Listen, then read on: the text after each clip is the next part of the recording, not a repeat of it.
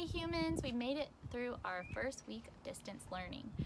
A lot of y'all after last Friday's Zoom session or team session wanted me to read chapter 2 of the Parker Inheritance. So I wanted to get on real quick and read it for you. If you missed chapter 1, you can find my first YouTube video. I would say, click the link right here on the screen, but I don't know how to do that yet. Maybe one day. So I'm going to start actually by reading the last little paragraph of chapter 1 and then go right into chapter 2. Okay, so the end of chapter 1, or last few paragraphs here. Abigail checked the small hole where the bench had been, then walked back to the larger hole. She didn't know it yet, but it didn't matter what, if anything, she discovered that morning. The mayor had already suspended her. She would be forced to resign by the end of the day.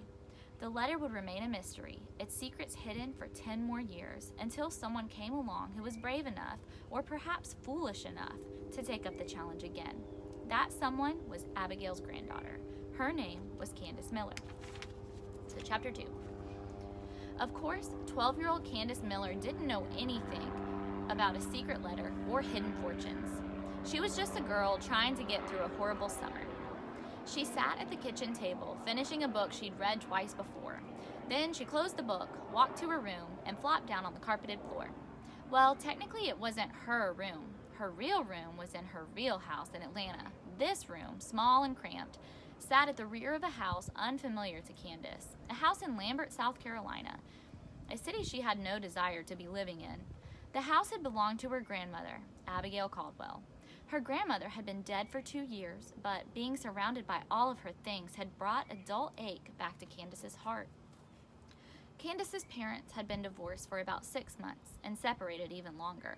Her mother had been trying to sell their house in Atlanta since the divorce, yet no one had shown any interest in buying their cozy bedrooms and the classic kitchen.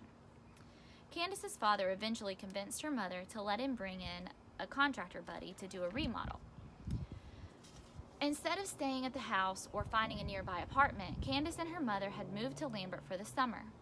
Candace's grandmother had only owned her house there for a few years before she moved to Atlanta, but she kept the house as a furnished rental property. It had recently become vacant. "It's a sign," said her mom when she'd sprung the news on Candace. "This way, I won't be tempted to pop into the house every day to see how Daniel is destroying my kitchen. And we'll save a little money." Candace remembered how tightly her mother had hugged her. "As much as I hate that city for what it put Mama through, we could both use a change of scenery." Candace didn't want to move, but not because of her grandmother. It was everything else happening that summer that Candace didn't want to miss. Natalie Thompson's birthday pool party, trips to the mall with Dee Dee and Courtney, summer baseball games with her dad. And their house was in a perfect location. Her friends lived in the same neighborhood. The library was down the street. Her father's apartment was only a couple miles away. Candace had thought her father would push back against the move. She saw him every other day, sometimes more. Surely he would demand that Candace remain in Atlanta. Maybe she could even live with him for the summer. But her dad never offered to let her stay at his apartment, and she never asked, and before she knew it, she was saying her goodbyes, leaving the only home she'd ever known. Still lying on the floor, Candace ran her fingers along the thin, battered aluminum bracelet circling her wrist. The bracelet used to belong to her grandmother, but she had given it to Candace almost 5 years ago. The letters MS for Mississippi, her grandmother's home state, were engraved on the outside of the bracelet. On the inside was the word love. Candace had begun wearing it again 2 weeks ago, after their move to Lambert. It just felt right. The back door opened a few moments later, and Candace left her bedroom and returned to the kitchen. Her mom stood at the sink, filling a glass with tap water. Candace was still getting used to her mom's small afro. It had barely been a month since her mom had cut off all her hair in order to go natural. It looked good, but it was strange after the long, straight hair her mother had all of Candace's life. Still, the big chop was about number 117 on the list of life-changing things that had happened over the past couple of years. "Sorry I was gone for so long," her mother said. "I lost track of time talking to Juanita across the street. What have you been up to?" Candace smirked. "Just rereading my books, again. I walked into that one, didn't I?" her mother said. "I promise, I'll take you to the library today." She had been saying that for the past 2 days. Maybe you should check the attic, her mother continued. I bet Mama's got a whole bunch of books up there, maybe even some puzzles or board games. She finished her water, then placed the glass in the sink. I need to get up there as well and sort through all of Mama's stuff. She had been saying that for the past 2 years. Then her mother nodded toward Candace's wrist. I'm glad you're wearing Mama's bracelet again. It looks good on you. Her mother paused, and Candace could almost hear the echo of sadness between them. The house even seemed to smell like their grandmother, like fresh lavender. Candace's grandmother had died suddenly after her second heart attack. They hadn't had a chance to say goodbye. Maybe we could take it to the jewelry store, buff out some of those scratches. Grandma used to say the scratches are what made it lucky. Her mother rolled her eyes. Mama wasn't really blessed in the luck department, especially when it came to Lambert. What does that mean? Candace asked. She had heard her mother make comments like that throughout the years, even when her grandmother was still alive. Grandma would always nod and counter with, just because you don't see the path doesn't mean it's not there. If Candace was nearby, she would turn to her and wink. Like it was a shared secret between them. Not knowing how to respond, Candace would just smile back. Her mother took a deep breath, then sat down at the table. Since we're going to be living here for a while, there's a few things you need to know about your grandmother. She motioned for Candace to sit as well. Technically, Mama resigned from her job here, but she was really fired. It was a pretty big deal. She could have gone to jail. Candace's eyes widened. Her grandmother? A criminal? What did she do? She acted a fool, her mother muttered, almost to herself. Your grandmother somehow got it in her head that there was a buried treasure hidden somewhere in the city. She talked to the mayor about it. He told her to drop it. It seemed like one big con job. But I guess she didn't let it go?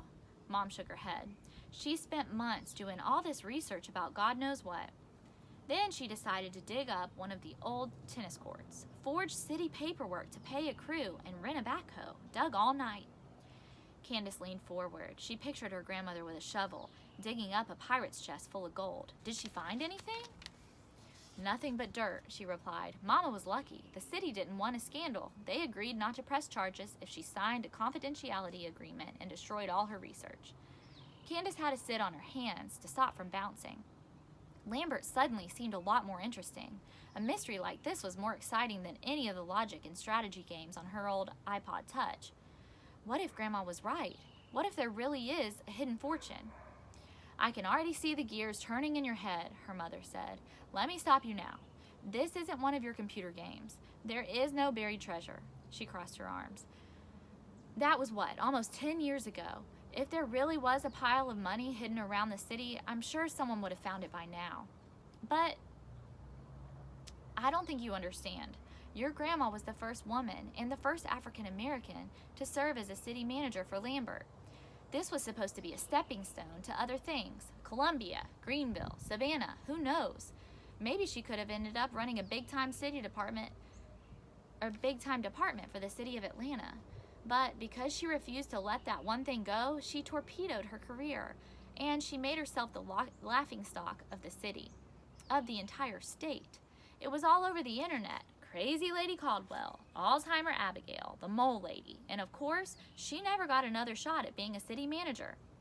The excitement that had been bubbling up inside Candace began to simmer down. I never knew that. No one likes to talk about their failures, especially your grandmother. She tapped the table. I know you love a good mystery, but the last thing I need is you drumming up all this old stuff about buried treasure. The past is the past. Mama's legacy is tarnished enough. I don't want you making it worse. Just because Grandma made a mistake doesn't mean she's a failure, Candace said. Trust me, you don't know all the facts. Candace stared at her knees. Slivers of brown skin showed through the shredded fabric. Her father had been begging her to toss the jeans for almost a year, but they were more comfortable than anything else Candace owned. A mistake isn't failure, Candace said, pulling out a loose thread. It's just an opportunity to try again. That was another one of her grandmother's sayings. Candace could recite by memory the story about how her grandmother had put herself through college while raising 2 kids. She had to repeat a few classes, but she eventually graduated with a master's degree. Good Lord, what is it with you and your grandmother? She thought you walked on water. and would correct anyone who said anything different. Now here you go, doing the same thing for a woman who's not even here anymore. Candace tugged on another thread.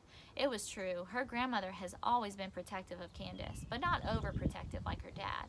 More like she took up for Candace when people, usually adults, said she couldn't do something. When adults said she wasn't old enough, or when they said she shouldn't do something because she was a girl. And even when Candace made a mistake, her grandmother would tell her it was just a learning experience and to keep trying. After a few moments, her mother reached across the table and took Candace's hand. Your grandmother was many things, strong, dynamic, and stubborn too, she sighed. But she also made a big mistake. Maybe that doesn't make her a failure in our eyes, but the world doesn't always see people the way we want. And that's the end of chapter 2. Thank y'all for listening, and I hope you have a good weekend.